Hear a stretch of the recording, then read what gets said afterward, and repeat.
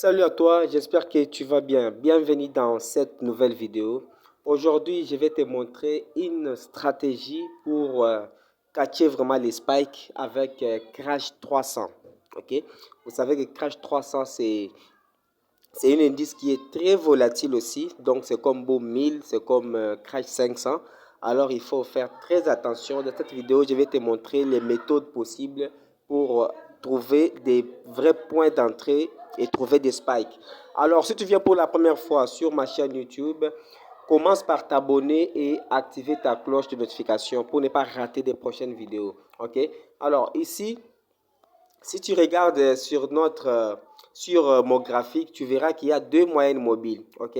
Alors, reste jusqu'à la fin de la vidéo parce que je vais aussi t'expliquer comment tu peux configurer ces deux moyennes mobiles et arriver à trouver des vrais points d'entrée pour trouver des spikes et te faire de l'argent avec Crash 300. Comme ici, tu vas remarquer que j'ai pris un trade. Je suis dans une position, je vais essayer de réduire un peu. Voilà. Je suis dans une position, si tu remarques ici, j'ai fait mon entrée à partir d'ici. Et puis, j'ai obtenu quelques spikes. Donc, nous allons compter ensemble les spikes que j'ai obtenus ici. Lorsqu'on va basculer même en M1, ok, dans les time frame une minute, on va basculer là pour compter les spikes que j'ai eu à gagner ici. Alors, la première des choses, comment j'ai entré en position. Donc, c'est quelque chose que tu dois d'abord comprendre avant tout. Si tu remarques bien, il y a une ligne de tendance juste au-dessus de ma configuration ici.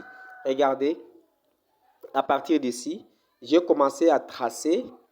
On essaie de basculer, voilà. On a commencé ici, c'est le premier point. Ok. Lorsque j'ai eu le premier point, j'ai repéré les premiers points. J'ai attendu que les prix puissent baisser et puis j'ai attendu le deuxième point. On dit que pour bien tracer un support ou une résistance, vous avez besoin de deux points ou plus. Ok. Des points de contact ou plus. Alors ici, lorsque j'ai déjà eu deux points de contact, j'ai compris directement que à chaque fois que les prix arrivent à rebondir ou bien à toucher ma ligne de tendance ici, directement les prix est rejeté vers les bas.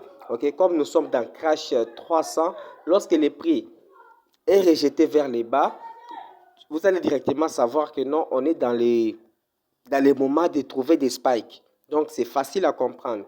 Et aussi, il y a, à part ça, ça c'était le deuxième point,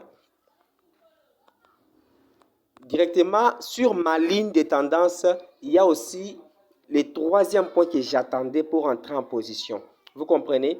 Et directement, j'ai compris que le prix a aussi touché ma ligne de tendance. Après avoir touché ma ligne de tendance, directement, vous allez remarquer que les prix commencent à baisser. Ok? Donc, c'est quelque chose qui est comme ça. Donc, ce n'est pas du hasard. Ce n'est pas du hasard, c'est quelque chose... c'est sur la configuration. Donc, c'est le marché. Ça fonctionne comme ça. Et c'est une tendance baissière. Lorsque vous regardez ça, c'est une tendance baissière. Lorsqu'on bascule, par exemple, sur H1, voilà. Vous allez remarquer que c'est une tendance baissière. Ça fait longtemps que ça chute. Mais ici, c'est comme un range, mais aussi un range à la baisse. Vous comprenez ça? Donc, ce n'est pas une tendance haussière, c'est une tendance baissière. Voilà. On bascule maintenant sur M1 pour compter le nombre de spikes que j'ai eu à recevoir ici. Regardez. Voilà. J'ai fait mon entrée. J'ai fait mon entrée à partir d'ici. J'ai fait mon entrée et j'ai eu. Donc, j'étais ici. À partir d'ici, j'étais un peu en perte. OK? Il y a une petite perte ici que j'ai encaissée parce que je savais que ça allait baisser. Vous voyez? Voilà. Lorsque j'ai fait mon entrée, j'ai obtenu ces spikes. Le premier spike, deuxième, troisième, quatrième, cinquième, sixième. Donc, à peu près 7 spikes. Vous comprenez, les amis? Et là, j'ai déjà protégé ma position. Donc, comme le prix est en train de bouger ici, lorsqu'il arrive ici et que je sors dans la position, là, je n'ai rien perdu. Okay? Parce que j'ai déjà protégé une partie de mes gains. Donc, c'est quelque chose qui est comme ça. Alors, maintenant, la deuxième confirmation, là, c'était sur la configuration, c'est-à-dire lorsque les prix touchent la ligne de tendance. Alors, la deuxième configuration, on part sur M15. Voilà. La deuxième configuration, c'est lorsque, ok, vous voyez, le prix vient de toucher notre ligne de tendance. Alors, la deuxième configuration, vous allez remarquer aussi les croisements entre les deux moyennes mobiles. Vous comprenez? Il y aura un croisement ici des deux moyennes mobiles. Lorsque les prix touchent et qu'il y a des spikes, mais si les deux moyennes mobiles ne se sont pas croisées, n'entrez pas encore en position. Vous comprenez les amis? N'entrez pas encore en position. Sinon, si vous entrez en position, peut-être c'est juste une correction et les prix peuvent encore continuer à monter. Ok. Alors, si les prix touchent la ligne des tendances ou bien la résistance pour chuter, alors vous allez aussi remarquer le croisement des deux moyennes mobiles et puis les prix vont commencer à chuter. Donc, c'est quelque chose que j'ai repéré ici.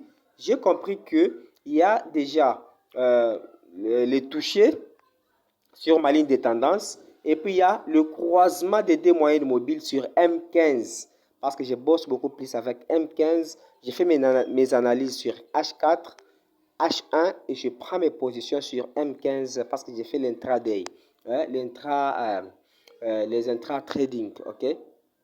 Le trading intraday. Alors ici, par exemple ici, après croisement, il y a encore des spikes. Ok, il y a encore une correction et puis il y a des spikes qui ont fait des plis en plis bas. Ok, vous voyez, des points plis en plis bas. Donc là, nous sommes dans une tendance baissière. Et directement ici, comme il y avait déjà croisement, donc j'ai tout juste compris que nous sommes dans une tendance baissière et je peux directement en profiter, ok, pour bénéficier de ces spikes. Comme on a toujours dit, il y a encore un autre spike qui vient de se produire. Vous voyez, lorsque vous faites une belle entrée, vous voyez, on bascule sur M1 pour voir ça. Regardez, regardez les amis, tout ça. Regardez. Donc, je suis toujours dans les bons. Et les prix ne peuvent pas vraiment monter ici pour me sortir dans le marché. Parce que je suis sur une belle entrée. Vous comprenez? Et les prix a toujours tendance à partir vers les bas. Il y a encore d'autres spikes qui viennent de se produire. Vous voyez? Donc, lorsque vous faites une belle entrée sur le marché, vous avez au moins 80% de réussite sur votre trade. Donc, c'est quelque chose que j'insiste.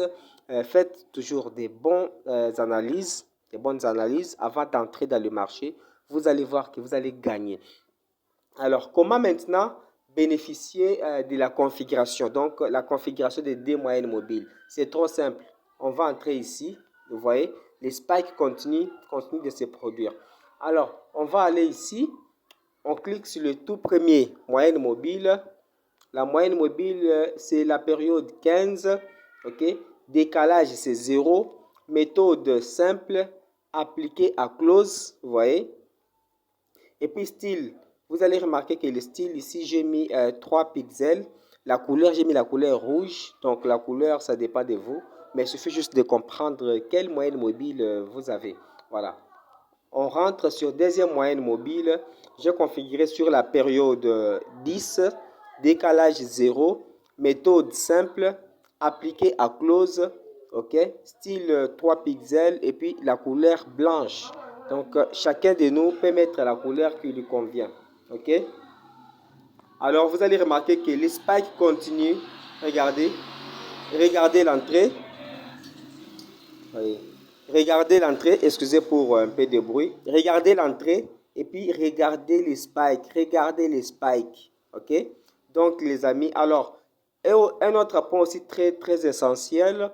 Lorsqu'il y a déjà la cassure de ces points plus bas, ok, la cassure ici. Attendez, j'essaie de tracer comme ça. Je mets ça. Vous voyez? Voilà. Lorsque les prix cassent déjà ce point, ok, sur les bas, alors les prix vont encore chercher à monter pour descendre encore. Ok. Lorsque tu es déjà à ce point, lorsqu'il y a déjà cassure comme ça, vous pouvez déjà récupérer vos gains. Vous pouvez déjà récupérer vos gains parce que ça peut encore répartir pour rebondir.